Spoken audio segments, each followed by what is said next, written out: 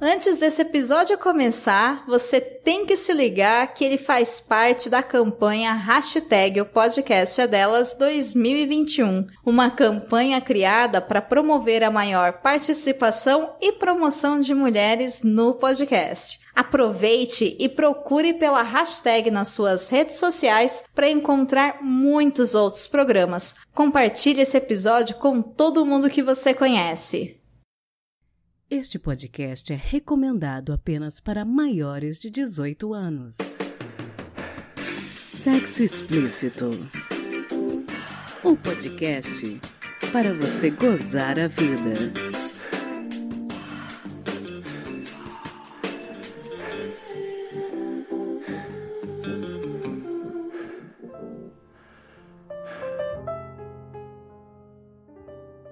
Taradinhos, tudo bem com vocês? Hoje é dia 8 de março, Dia Internacional da Mulher. E como essa data nos remete à reflexão e luta, hoje eu quis trazer uma discussão interessante. Vocês já ouviram falar em pornô feminista ou pornô alternativo? Os filmes pornôs, como tudo relacionado ao sexo, são cercados de tabus e por serem feitos muitas vezes por homens cis para homens cis, nem sempre são confortáveis de serem assistidos por mulheres. Alguns filmes são agressivos ou apresentam corpos e práticas sexuais que fogem muito da realidade. Mas as mulheres também merecem e devem sentir prazer e aproveitar esse tipo de entretenimento.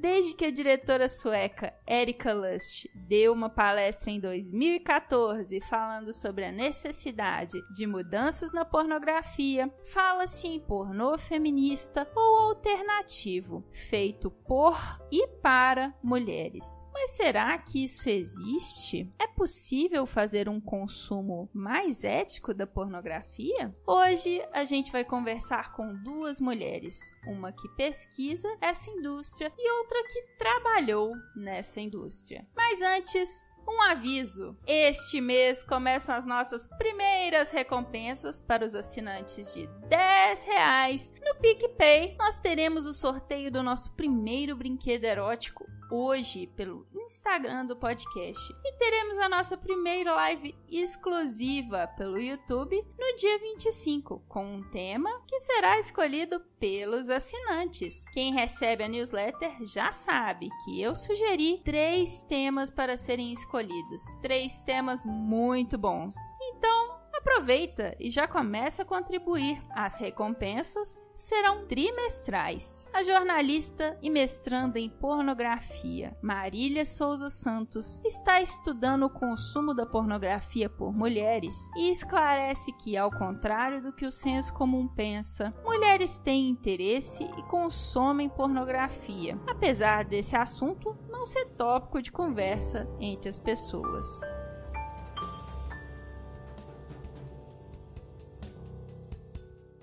Meu nome é Marília, eu sou de uma cidade do interior aqui de Sergipe, de Poço Verde, mas eu cresci em São Paulo e aí eu me formei lá no ensino médio e depois voltei para Sergipe e entrei na graduação em jornalismo, então eu sou formada em jornalismo aqui pela Universidade Federal de Sergipe e atualmente eu faço mestrado em comunicação aqui também na Universidade Federal de Sergipe. Bacana. E o seu mestrado, ele é sobre o quê? Eu sempre falo que eu faço mestrado em pornografia, mas na verdade é um mestrado que fala sobre o consumo de pornografia por mulheres. Então eu quero saber o motivo pelo qual as mulheres consomem pornografia. Essa é basicamente a definição do meu estudo do mestrado. Bom, e na sua percepção, então, as mulheres consomem pornografia? Como é que tem sido a sua pesquisa? As quais conclusões você chegou até o momento? Então, eu sempre gosto de começar do porquê que eu pensei isso, que foi assistindo 50 Tons de Cinza no cinema. Porque quando eu assisti, eu não prestava atenção no filme, porque o filme realmente é muito ruim.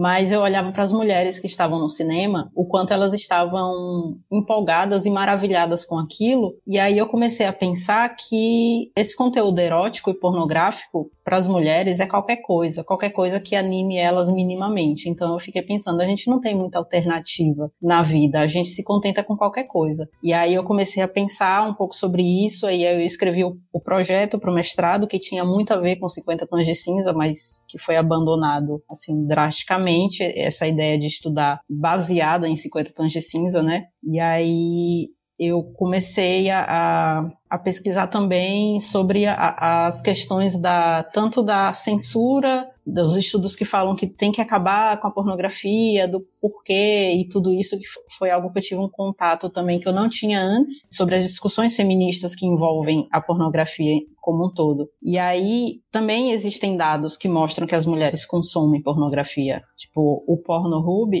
todo ano ele faz um levantamento das pessoas que acessam o site. Então, de 2000 acho que começou em 2004, que foi quando eles começaram a contabilizar as mulheres que consumiam no site deles. Até 2019 foi um crescimento de 5%, que parece pouco, mas não é. Então, as mulheres, elas consomem pornografia. Isso é um fato. A questão é que a gente não fala sobre isso. A gente não sai por aí dizendo para todo mundo como os homens fazem, assistir um filme pornô lá em casa, que foi muito legal. Então, tanto pela minha experiência, como a experiência com as pessoas, as mulheres próximas a mim, eu sabia que elas consumiam pornografia.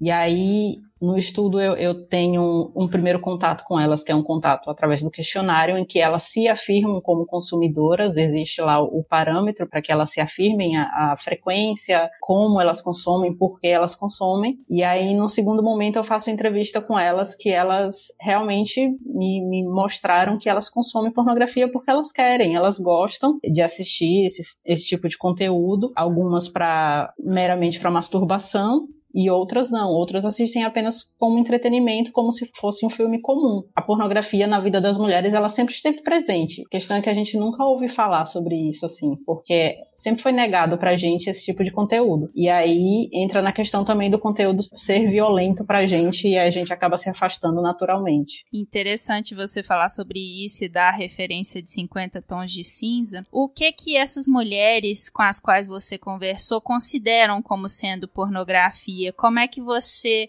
recortou isso para a sua pesquisa? Quando eu tive o primeiro contato com elas, foi perguntado se elas consumiam pornografia ou conteúdos eróticos. 50 Tons de Cinza é um conteúdo erótico, porque para elas pornografia é onde tem o sexo explícito, onde você consegue ver penetração, as genitais expostas e tudo, e aí para elas isso é pornografia. Então, como não existe uma definição que você vai olhar em todos os dicionários e a palavra vai ser definida da mesma forma, pornografia não tem uma definição assim precisa. Então, a definição da pornografia é muito do que elas consideram que aquilo é uma pornografia. Por exemplo, algumas assistem hentai, e aí para elas é uma pornografia. Algumas delas só leem coisas pornográficas, então é uma pornografia também. Então a definição de pornografia depende muito de quem consome, e aí ela que vai dar a definição. E aí todas elas definem tudo que elas consomem que despertam elas sexualmente como algo pornográfico.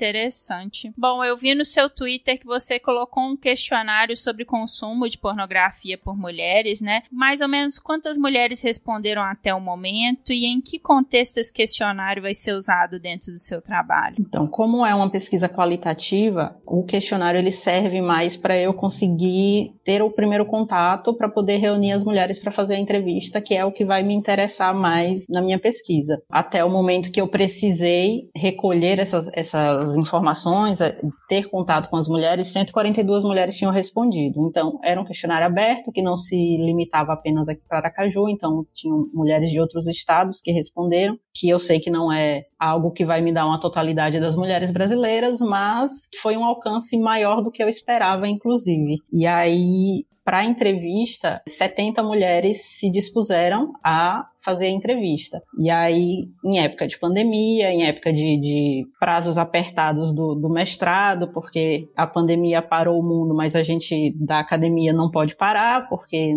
as pessoas acham que a gente não vive a pandemia. E aí foram poucas entrevistas que eu consegui fazer. Foram um total de 13 entrevistas, que é o que eu vou levar para a minha dissertação, mas com a intenção de continuar fazendo isso, porque eu acho que é um tema que as mulheres querem falar, de certa forma, porque como eu me surpreendi com a quantidade de respostas e como eu venho me surpreendendo com as entrevistas, eu acho que é algo que só precisa de um empurrãozinho para que as mulheres falem. E aí é algo que eu quero fazer além do mestrado, eu quero continuar fazendo isso. Muito interessante. E ouvindo você falar, eu entro um pouco no tema desse episódio. Existe um debate sobre se existiria uma pornografia para mulheres ou não. Eu não sei se o seu trabalho vai passar por isso, mas qual que seria a sua opinião? Você acha que existe uma pornografia para mulheres? O trabalho ele não passa diretamente por isso. Algumas mulheres elas acabam citando filmes como o da Erika Lush,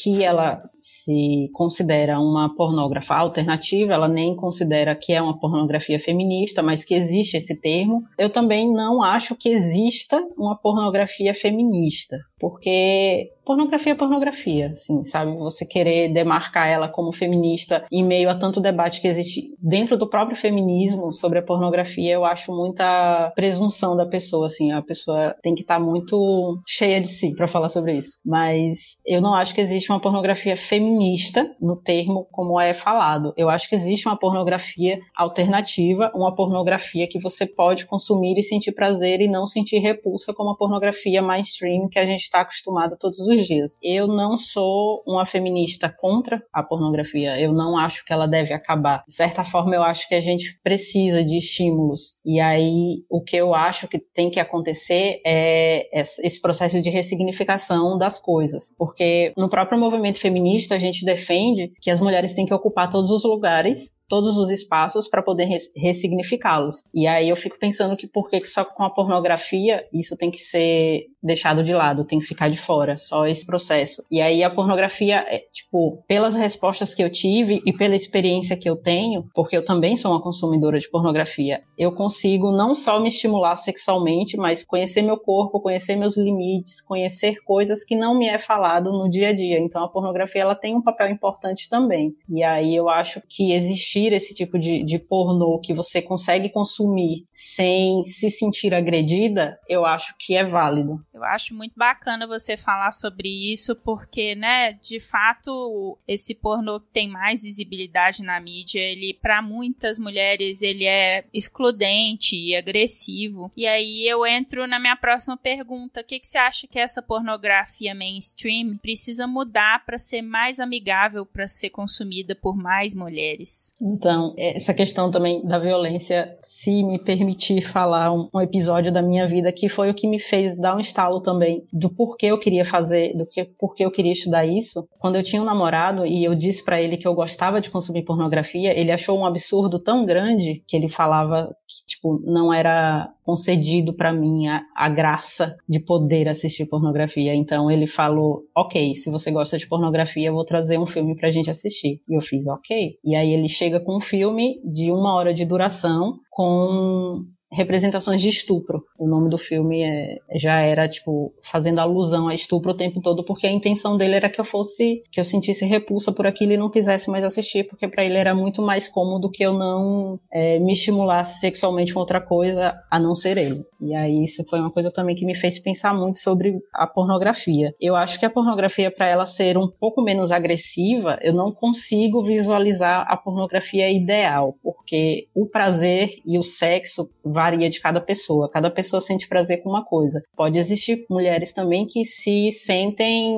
estimuladas vendo cenas mais agressivas, pode existir mulheres que não, mas eu acho que o foco na mulher e a representação de um sexo um pouco menos fantasioso, eu acho que aproxima mais as mulheres da pornografia. Algumas mulheres com quem eu conversei, elas falavam que gostavam de assistir filmes o mais natural possível, o mais próximo da realidade delas possível. Sexo, assim, o mais próximo da realidade, que nunca vai ser o ideal, porque quando você está na frente de uma câmera você está performando, de certa forma, mas eu acho que essa coisa de mostrar um pouco mais o prazer da mulher, de mostrar que as mulheres elas conseguem se estimular de outras formas, que não seja com penetração, que não seja com aquela coisa assim frenética da penetração o tempo inteiro, que não seja com coisas agressivas como tapas, puxões de cabelo, empurrões, que existe outras partes do corpo que você pode explorar além da sua genital, que você consiga perceber mais e se aproximar mais daquilo que você está vendo. Acho que a gente pode pensar um pouco também em filmes que mostrem corpos reais, né? Com certeza.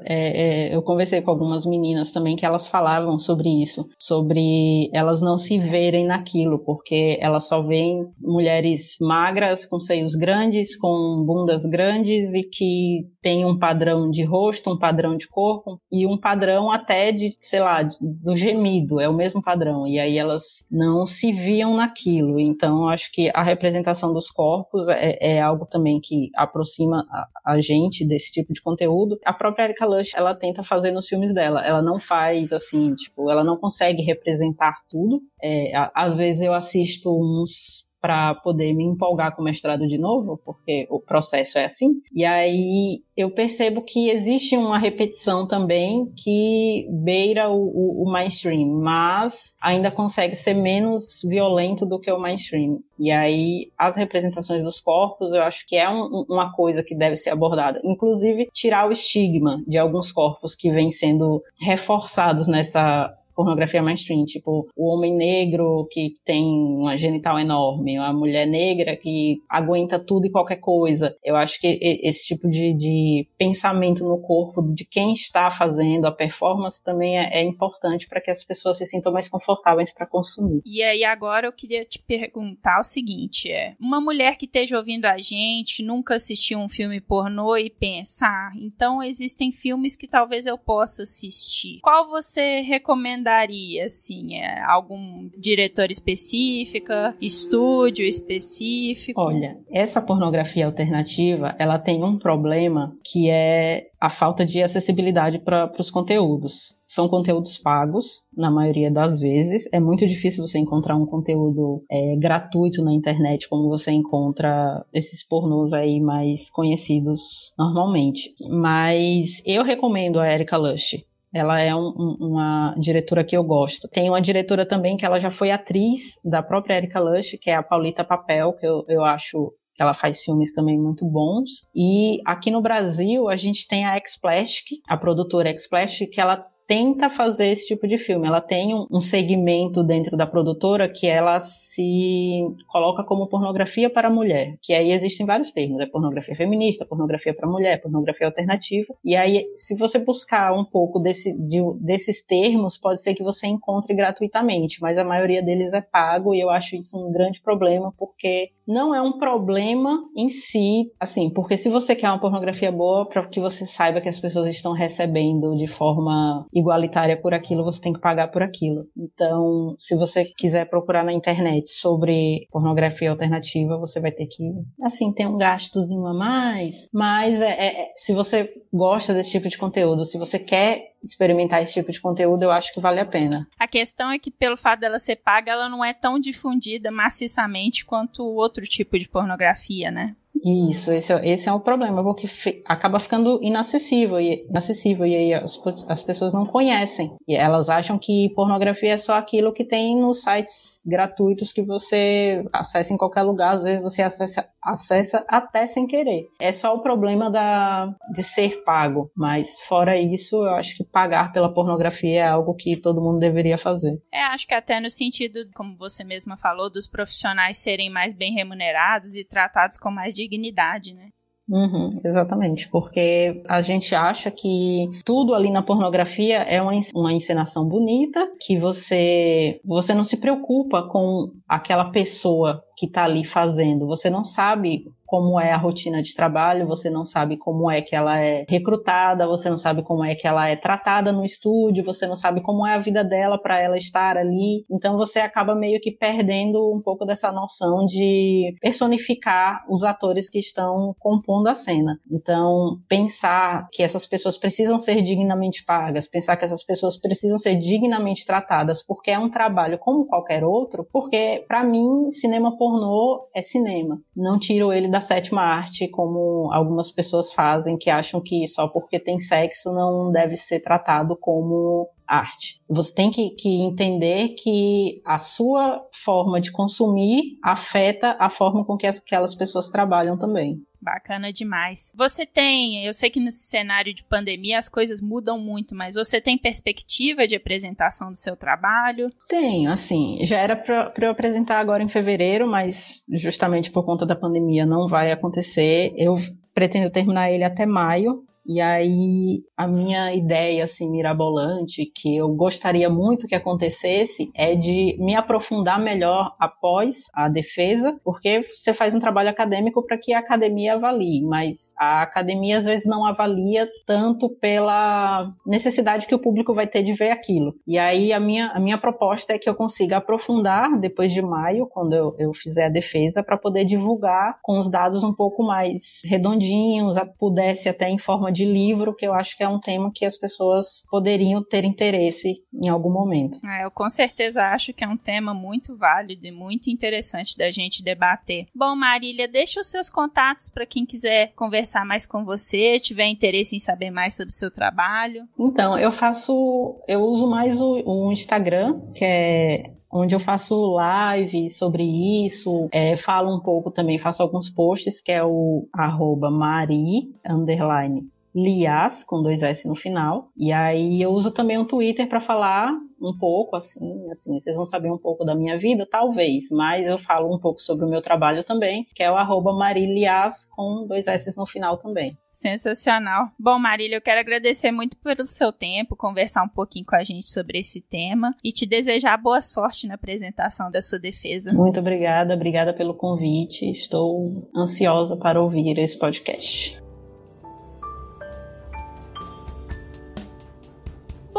Agora, na nossa segunda entrevista, eu conversei com a Mayumi, que durante 10 anos trabalhou com pornografia. E eu perguntei para ela, que é editora de conteúdo, sobre se existiria ou não uma pornografia alternativa e quais filmes ela recomendaria para mulheres que, por acaso, nunca tenham consumido pornografia e tenham interesse em se aventurar. Eu sou paulistana, tenho 34 anos, editora de conteúdo de uma emissora de TV, eu trabalho com televisão há muito tempo. Durante quase uma década da minha vida, eu trabalhei com pornografia, na parte de trás das câmeras, né? Minha performance sexual não é tão boa para alguém pagar para ver, mas eu trabalhei com pornografia, trabalhei na X-Plastic, né? E fiz o festival Pop Porn durante 7 anos. E aí me meti com arte, com câmera, com discussão sobre pornografia e sexualidade positiva. Bom, passei uma década da minha vida mais ou menos nisso. Bacana. Hoje eu tô aqui para conversar contigo sobre o que algumas pessoas chamam de pornô para mulheres ou pornô alternativo. Acho que esse é um conceito sobre o qual a gente precisa debater um pouco antes de você falar um pouco a respeito sobre a sua visão de mundo, né? O que as pessoas normalmente identificam como sendo pornô para mulheres? Acho que a maioria das pessoas enxerga o pornô para mulheres como um pornô com muita história e pouco close, né? Acho que a Erika Lush se vendeu muito bem como uma diretora, como produtora e com conteúdo feito para mulheres. Mas, assim como nós todas somos muito diferentes, os gostos de todas nós são muito diferentes. Então tem mulher que gosta realmente de uma coisa com mais história e menos explícito, do mesmo jeito que tem mulheres que gostam de coisa hardcore. Uma coisa não anula a outra. Bom, e eu li um texto seu no site da produtora X-Plastic que o título é Pornô Feminista Não Existe. A gente pode dizer que você não acredita num pornô alternativo Por quê? Como que funciona isso? Na verdade, não é exatamente isso. A grande questão é que eu não acredito numa pornografia que utilize o nome de uma luta de todas as mulheres, né? O feminismo não pode ser uma mercadológica, senão vira aquele bando de camiseta que ficou famosa pouco tempo atrás com o nome feminismo. O feminismo não é isso. O feminismo não é um mercado de venda de nada. Então, filme pornô não deveria ser uma classificação dessa. Acho que quem começou a se auto-intitular isso foi a Erika Lust. Há algum tempo atrás ela voltou atrás com isso. Então ela se diz uma cineasta feminista, mas ela usa outro termo para a pornografia dela. Meu outro problema com as declarações dela é que ela falava que ela era uma educadora sexual e pornografia é entretenimento, não é escola. Eu acredito sim numa coisa alternativa e eu acredito sim em pornografia feita por mulheres. Talvez não com esse termo pornô feito para mulheres, mas eu acredito numa pornografia feita por mulheres que respeitam os outros corpos e que conseguem se ver e tal. Óbvio, tem mulher que não é a salvadora da pátria, mas é muito mais fácil você conseguir algum tipo de abuso se existem mulheres atrás das câmeras. Isso eu tô falando na pornografia, na televisão, com quem eu trabalho há muitos anos, no cinema, são lugares. A gente tem o caso de Hollywood, que mostra que não é só pornografia. Ou só onde tem uma mulher nua que você vai ter abuso de poder por homem. Com certeza. Quero voltar um pouquinho nisso que você falou, né? Que você falou nesse texto que você escreveu também, sobre pornografia ser entretenimento. Porque eu acho que uma das principais críticas contra a pornografia hoje é que ela é usada como educação sexual. Eu acho interessante a gente falar disso, né? Que pornografia, as pessoas podem achar que aquilo ali é o que acontece, mas aquilo ali é um filme, né? Sim, do mesmo jeito que você não acha que um ator levou um tiro ou uma facada, aquilo ali não precisa ser exatamente a realidade. Não precisa ser o que aqueles atores estão sentindo no momento. Eles podem estar fakeando. Mas é sempre preciso lembrar que existe sim uma gama da população que gosta de determinadas coisas, de determinados fetiches, que desde que não envolvam menores ou animais ou que envolvam crimes, a gente não está passível de julgar, né? Mas acho que a grande questão é que, como nós vivemos em sociedades que não falam sobre sexo, que quando fala sobre sexo só fala sobre genitália para fins reprodutivos, a gente entra num lugar que, em especial hoje, a gente fala muito da internet, né? Porque é muito mais fácil você achar pornografia agora, mas eu me lembro de ser uma adolescente, pré-adolescente de 12, 13 anos, indo na locadora, passando naquela sessãozinha que em geral era tipo numa salinha separada, tinha uma luzinha vermelha ou qualquer coisa do tipo, que era a sessão pornográfica. E eu assisti filme pornô muito antes, nessa curiosidade, porque ninguém me falava sobre o que é o sexo além da reprodução, né? Se as pessoas se reproduzem, inclusive às vezes não desejando, significa que de alguma maneira aquilo é bom. E a gente não fala sobre isso. Então, a gente tem uma gama de gente começando uma vida sexual ou crescendo, virando adulto, que não teve, sabe? Não teve essa conversa na escola, não teve essa conversa com os pais. Quando vai chegar em algum lugar, chega na internet, no lugar onde eles vão procurar. E talvez entender que isso ou aquilo é certo ou deveria ser comum, e não é. Por isso eu bato na tecla que pornografia é entretenimento, não é educação. Existem pornografias que são destinadas à educação. Nos últimos anos nasceram um monte, tipo, os tutoriais que você vai seguindo, se masturba. Mas, no geral, a pornografia é pra você ficar ou de xoxota molhado, ou de pau duro, e por aí vai. Se tivesse mais conversa, né, sobre isso, talvez as pessoas não encarassem filmes pornôs como algum tipo de manual, né? Sim, e acho que até entre as pessoas mesmo, né? Porque a gente já tá eu já tô com 34 anos. Eu só posso falar, aliás, não só, né, mas enfim, se eu quero que as coisas melhorem com o meu parceiro ou parceira, eu só tenho a falar com ele, né, ou com ela, não adianta eu não falar com ninguém. Então, tipo, acho que tem esse lugar também, em especial na mulher, que a gente não conseguir ter uma conversa real sobre o nosso prazer, sobre o nosso corpo. Nosso direito ao corpo é muito negado, né, por causa do machismo, e isso influi, obviamente, na nossa sexualidade ou não sexualidade, porque assim como é normal fazer sexo, é normal também ter gente assexual e que essas pessoas não gostem de fazer sexo ou não tenham desejo. Com certeza. Bom, na sua opinião, em que essa pornografia mainstream, digamos assim, precisa mudar para ser mais convidativa para as mulheres assistirem? Em que? Eu diria em quem, né? Deveria mudar nos homens. A pornografia... deveria mudar nos homens. A pornografia mainstream é feita para homens e por homens, e ela tem diversas questões, tirando do cunho do que você pensa que você tá vendo, assim. Por exemplo, os hipercloses, né, é muito feito para não ver o cu do cara que tá comendo alguém. Não é sobre estética exatamente, é sobre a não estética, é sobre você, sobre o cara que tá vendo pornografia, que teoricamente os homens são o grande nicho da pornografia. Ele tá vendo aquilo, ele quer ver sexo, mas ele não quer ver determinadas coisas no outro homem. E aí por isso é feito coisas extremamente in close ou cenas completamente violentas, whatever. E a grande questão é que é o mundo dos homens, né? A gente precisa, a pornografia mainstream, ela precisa mudar quando ela não for o mundo só dos homens. É como você estava falando, né? Mais mulheres em cargos de importância dentro da produção, não só pela questão do assédio, né? Mas também por ter outras visões, outras mentalidades na produção, né? Sim, e quando mulheres cis, mulheres trans, homens trans, a gente discute muito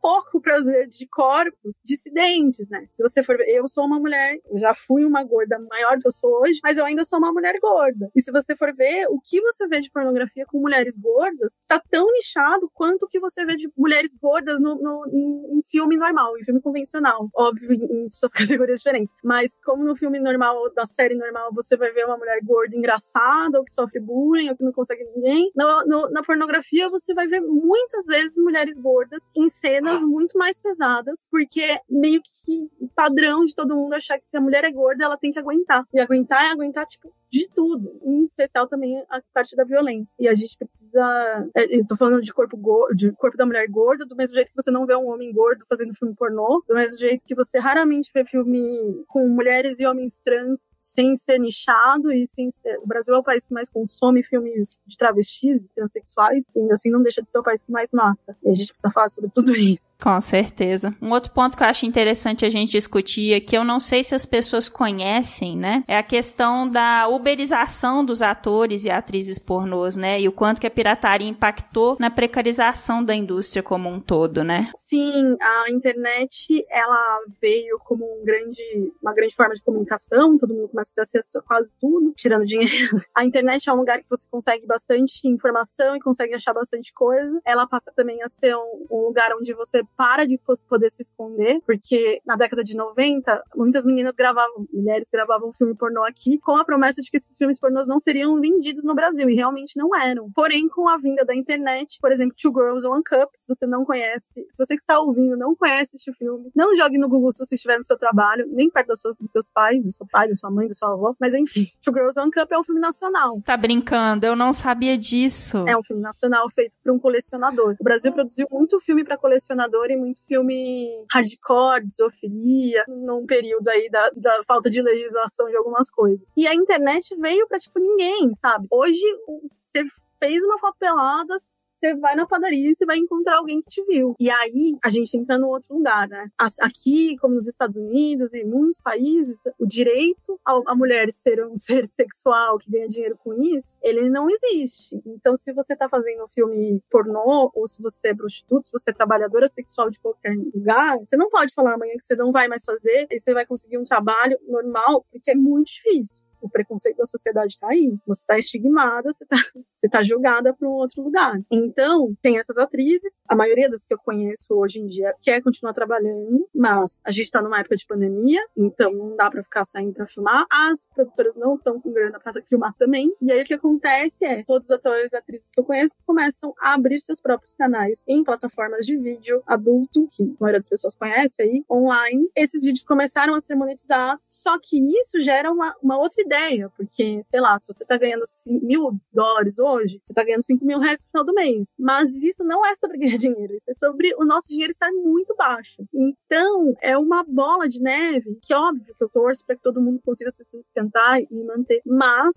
eu sei que há muitas problemáticas. Porque, pelo menos entre as produtoras, você sabe que todo mundo pede exame. Aí você não sabe como tá eu vou gravar uma cena, você vai gravar outra, vamos gravar junto. Não sei quantas pessoas estão lembrando neste período em que elas precisam comer, que elas precisam também lembrar da saúde delas, física. Aí a gente entra na questão, né, da falta de legislação, né, e de a falta de uma regulamentação que exige esses exames, a falta de segurança, né, dos atores, e o tanto que esse trabalho tá precarizado ainda mais nessa época, né? Sim, há uma questão que as pessoas elas não têm auxílio, né? Não tem um auxílio emergencial na maioria das vezes, não tem o direito. Aí você precisa comer. Óbvio, tem OnlyFans, tem um monte de can, mas é meio que o início do Suicide Girls, o que é hoje a internet. Não sei se você chegou a ver, se você chegou a viver neste momento, mas acho que é muito isso. Você precisa ser visto e lembrado, e você você tá sempre jogando algo novo e conversando com seus fãs para você continuar vivo no mercado. Isso na pornografia e em qualquer outra rede social. Em qualquer rede social que não seja pornografia, você também tem que estar sempre assim, em movimento. E acho que, inevitavelmente, esses trabalhadores, os trabalhadores sexuais como um todo, não só atrizes e atores, mas como prostitutas, essas pessoas estão jogadas a uma realidade muito ruim para elas. Com certeza. A gente estava falando, né,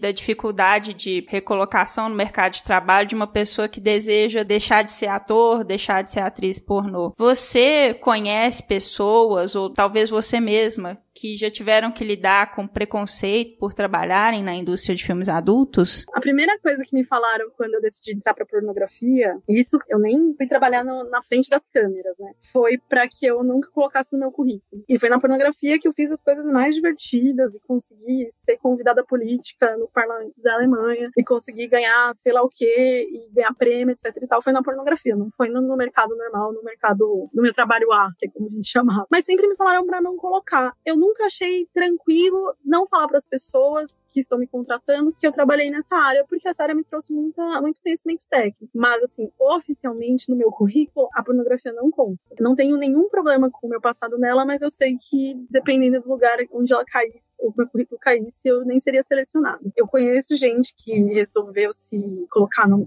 outro mercado, teve suas dificuldades, mas conseguiu se colocar. Aí é uma questão de o quanto e o que você fez.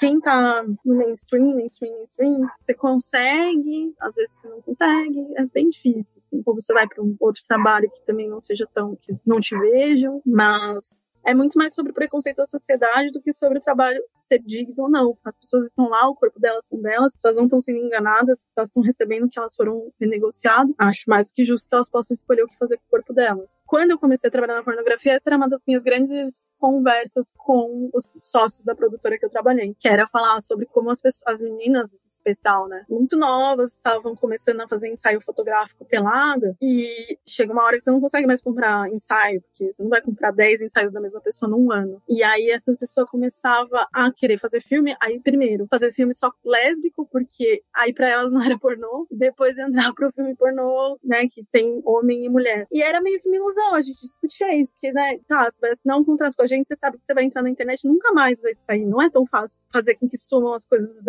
as suas coisas da internet, sua cara, suas fotos peladas. Então. Era uma discussão que eu sempre tive e eu sempre soube que era necessário muito conversar com elas. A gente tinha um papo bem real com todas as meninas, mas eu sei que tem um monte de gente que entra achando que vai ficar rica. Pornografia não enriquece no Brasil. Se eu tivesse rica, ia ser ótimo. Nem na frente das câmeras, nem atrás das câmeras. É um mercado super difícil, que hoje em dia, por causa da internet, da pirataria na internet, tá mais difícil ainda. Acho que quem podia ter enriqueceu foi na década de 90 agora. Então, assim, ou você gosta muito de fazer sexo na frente das câmeras, é exibicionista, ou não vá pra essa carreira. Não é a melhor escolha do mundo. E eu gosto sempre, né, quando a gente fala sobre pornografia, tem gente que tem essa ilusão de proibir ou de falar que é a pior coisa do mundo. Eu penso que pornografia é uma coisa que faz parte da nossa vida e nunca vai deixar de fazer, né? Então, pensando um pouco nesse sentido, você acha que existe algum tipo de consumo mais consciente? Você poderia falar das produtoras que são mais éticas ou filmes que você recomendaria, que a gente sabe que não existe assédio, que não existe problemas ou abuso, né, das pessoas que estão trabalhando, que estão envolvidas? Acho que primeiro, quando as pessoas falam em proibir, elas não estão pensando muito bem em como esse mercado vai continuar existindo, na ilegalidade, ou seja, mulheres e homens que estarão neste mercado vão ser mais explorados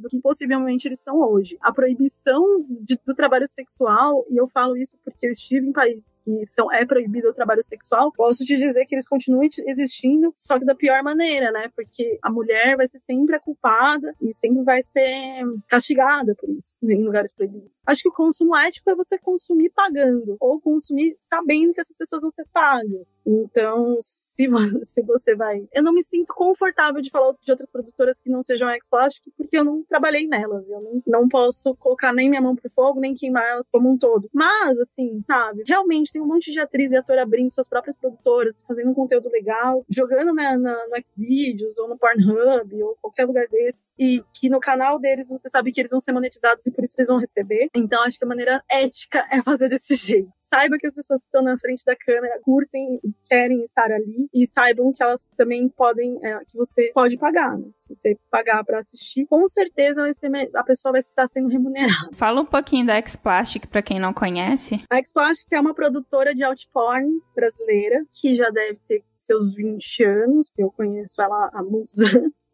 Não tem 20, mas já tem mais de uma década aí no mercado. Eu passei uma década trabalhando com eles. É uma produtora, eu posso dizer pra vocês que é uma produtora ética e que faz tanto filme mais mainstream, mais ligado a coisa hétera, como faz coisas ligadas a fetiche, filme lésbico, e que tem um conteúdo que também passa no Sex Hot. Então dá pra dar uma conferida nesses lugares, ou nos canais deles, ou no site que é pago, mas é menos do que 2 cervejas. Então super vale a pena. É bacana demais. Bom, e a gente tá falando um pouco aqui, essa fala que você teve, eu achei muito interessante, né, da pessoa saber que ela tem direito ao próprio corpo. De onde você acha que vem esse mito de que as mulheres não gostam de sexo, né? É um mito muito difundido, né? Nesses anos que você trabalhou com isso, eu imagino que você tenha visto de todo tipo de mulher, né? Assim, e isso tem algum tipo de veracidade por trás? Acho que a gente tem que chegar pelo lugar mais certo, assim. Não é que as mulheres não gostam de sexo, mas a gente vive numa sociedade que fode muito mal. Seja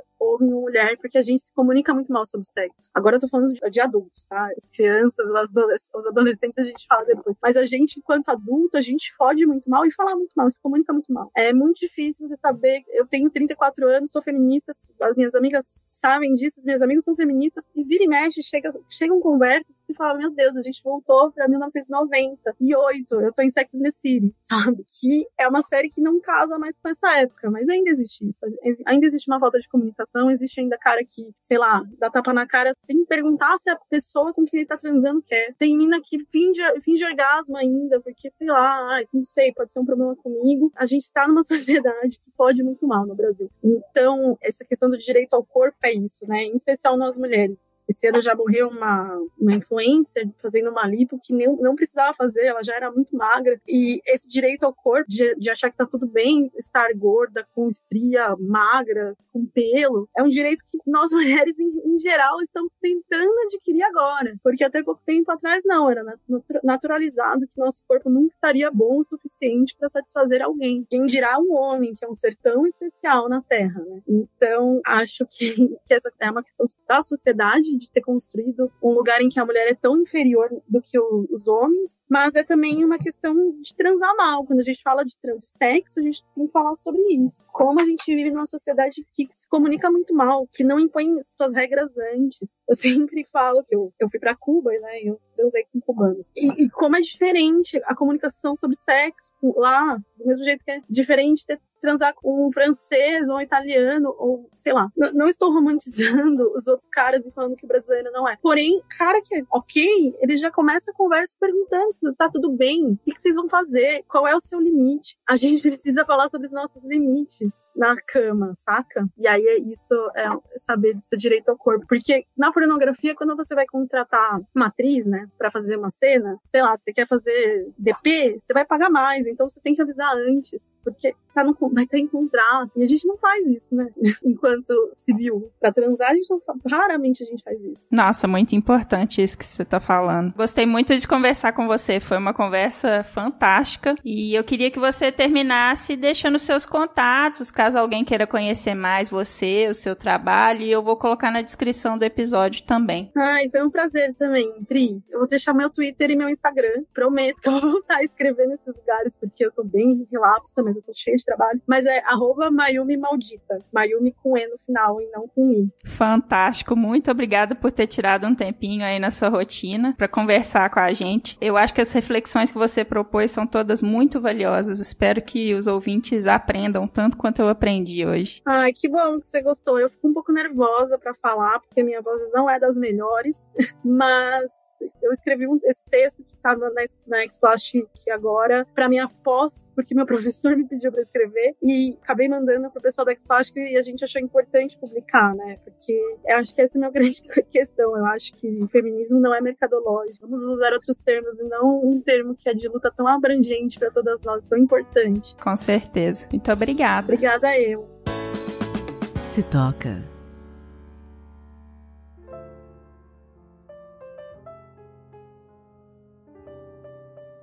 A dica dessa semana tem tudo a ver com o tema sobre o qual nós estamos conversando hoje. Documentário disponível na Amazon Prime, Pornocracy. É um filme de 2017, dirigido pela atriz e diretora de filmes adultos, Ovidie. Neste documentário, ela analisa todas as mudanças pelas quais o mercado pornográfico mundial passou nos últimos 30 anos, dando destaque ao fato de que boa parte dos sites pornográficos que atualmente estão ativos pertencem ao mesmo conglomerado de mídia, o que gera a precarização das condições de trabalho dos trabalhadores da indústria de entretenimento adulto em todo o mundo. A diretora francesa faz uma análise crítica e muito realista e nos leva a refletir bastante sobre o nosso consumo de filmes adultos, porque é importante sentir prazer, mas a gente precisa refletir sobre as melhores formas de fazer isso. Eu penso que se você recicla o seu lixo, ou opta por não usar canudos de plástico, ou não come carne, essas são atitudes que têm por objetivo ajudar o meio ambiente. Por que então a gente não pode pensar em consumir um entretenimento adulto que não machuca nem precariza a vida de outros seres humanos? Pornocracy tem 1 hora e 17 minutos de duração e está disponível na Amazon Prime.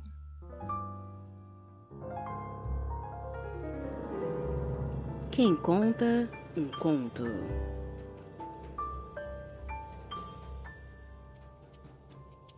O conto que vocês vão ouvir agora foi enviado para mim em maio do ano passado e é de autoria da Vanessa Guedes. A Vanessa é uma escritora muito talentosa e que eu tenho a honra de ter como ouvinte. E nesse texto super especial e excitante, ela fala de um desejo que começa simples, mas vai aumentando até tomar completamente o ser amado. A narradora que deu vida a essa história também é uma querida ouvinte e gostaria de ser identificada apenas como M.A.D. A forma que ela escolheu interpretar as palavras da Vanessa é realmente única e eu acredito que vocês vão curtir muito. Quero agradecer muito às duas e dizer que os contatos da Vanessa estarão na descrição desse episódio, lá no nosso site. Então, sem mais delongas, fiquem com Hétero Explícita.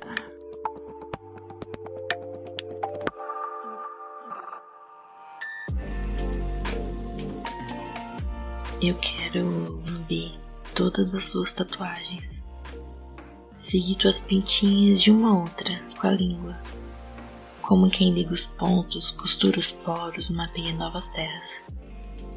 Te levar do sofá pra cama, te guiar pela boca, como quem segue cheiro de café recém-coado na cozinha domingo de manhã. Tirar teu óculos com pressa, sem cuidado. Descobrir os pelos por baixo dessa camisa de botões tão sóbrios. Eu quero te amarrar na guarda da minha cama, te vendar os olhos, arrancar os panos que te escondem do mundo, traçar a linha do desenho do teu bronzeado com os meus dedos, morder o teu pescoço. Quero te abrir inteiro, te despedaçar na minha vontade, sussurrar todas as vezes que eu quis te arrastar para um canto escuro, arranhar tuas costas, passar a língua nos arranhóis do teu peito. Quero te chupar toda, guardar o teu gosto, o teu gozo, como quem memoriza o caminho de volta para casa. Quero ralar meus lábios nesse teu bigode sem vergonha, agarrar tua nuca unha, te prender com as pernas, com os braços, abraçar o tecido gostoso da sua pele. Eu quero subir em ti e pingar meu suor sobre a tua cara, abafar teus gemidos com os meus, golpear a cama contra a parede, acordar os vizinhos, atravessar a noite em claro. Quero desmontar do teu encaixe pra te fazer pedir pra eu voltar. Quero beber os teus desejos, ensaiar tuas fantasias, gozar no teu rosto, te esperar trazer com urgência à tona todas as palavras que você jamais diria pra mim à luz do dia.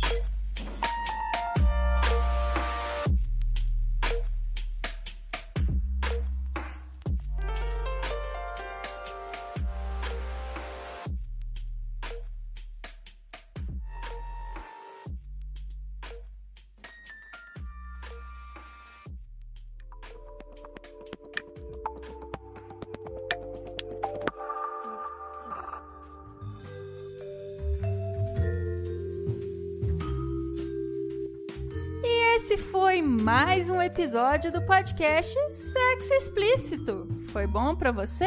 Com edição e vinhetas dela mesma, Cafeína, do podcast Papo Delas, eu me despeço. Lembrando que todas as informações sobre esse e os demais episódios estão em sexoexplicitopodcast.com.br. O nosso site é o melhor lugar para você ouvir o nosso podcast. Agradecendo aos meus contribuintes do mês de fevereiro pelo PicPay: Mariana Foster, Magno Leno, Tabata Lima, Cleide Fernandes, Guilherme Fioroto, José Victor de Macedo, Raquel Dávila Marques, Ryan Carlos, Souza de Lucas. Obrigada demais por apoiarem uma mulher podcaster. Estamos no Instagram, no @Sexo Explícito Podcast, e você também pode me ouvir em qualquer agregador de podcast de sua preferência, além de Deezer, iTunes, Google Podcast e também no YouTube. E aí, o que você está esperando? Bora gozar a vida?